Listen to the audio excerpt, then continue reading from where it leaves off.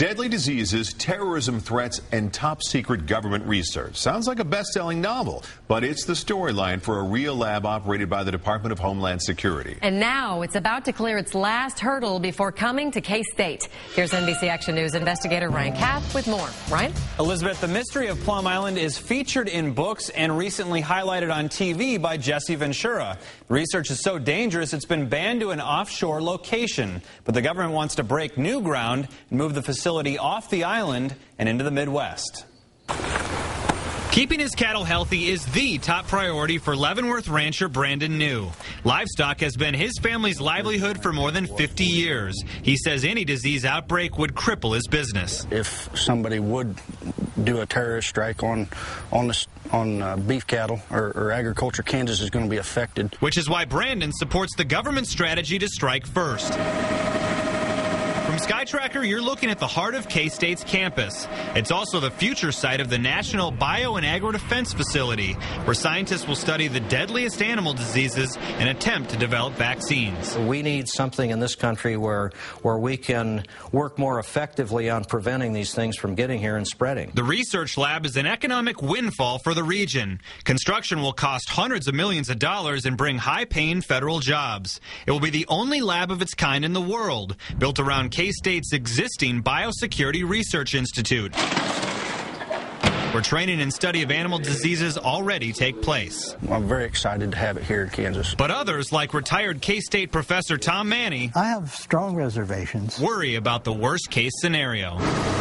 This is Plum Island, a government research center with a controversial and mysterious past. Now operated by Homeland Security, it's the only place scientists can legally study the highly contagious foot and mouth disease. But the 50-year-old lab is aging and in need of replacement. Located just off the coast of Long Island, it's also viewed as a vulnerable target for terrorists. The Coast Guard is hot on the tail of Jesse Ventura as he attempts to reach Plum Island. Former Governor Jesse Ventura raised safety issues last month in his show Conspiracy Theory, questioning what really goes on inside these walls. Plum Island's checkered past includes a leak of foot and mouth disease in 1978 that was contained thanks to the island location. The risk may be small, but it isn't that small. Professor Manny and his opposition group have tried to keep the research lab from coming to the Midwest. He points to a 2001 foot and mouth outbreak in Britain that forced officials to kill 7 million sheep and cattle. And in 2007, the disease spread in the UK again, this time blamed on a sewer leak at a nearby biolab. And if it happened here? The devastation of a foot and mouth disease outbreak economically for all of these people would just be total. An economic impact estimated at $4 billion.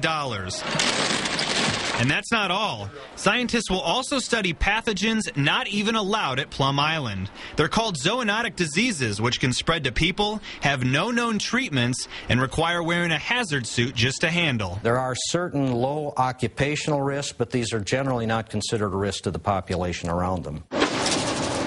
But what about natural threats, like the tornado that hit K-State's campus in 2008? If there's ever a Category 5 that hits Manhattan, I want to be in the Biosafety Level 3 ag space. It's going to be the safest place in Manhattan to be. Still, supporters admit there are no guarantees. Is it a concern? Yes, but I wouldn't get any sleep if I worried about everything that can go wrong. For this rancher, the benefits outweigh the risks.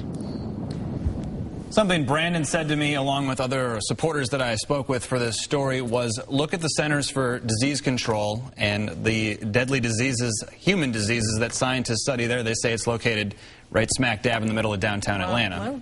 Okay, so what's next? Is there any turning back? Is it a done deal? Where do we stand there? Well, Congress has set aside millions of dollars for this project. However, they said before any construction can take place, they want to see a risk assessment completed. They want to see more evidence that foot and mouth disease can safely be studied on the mainland, because it's never happened before.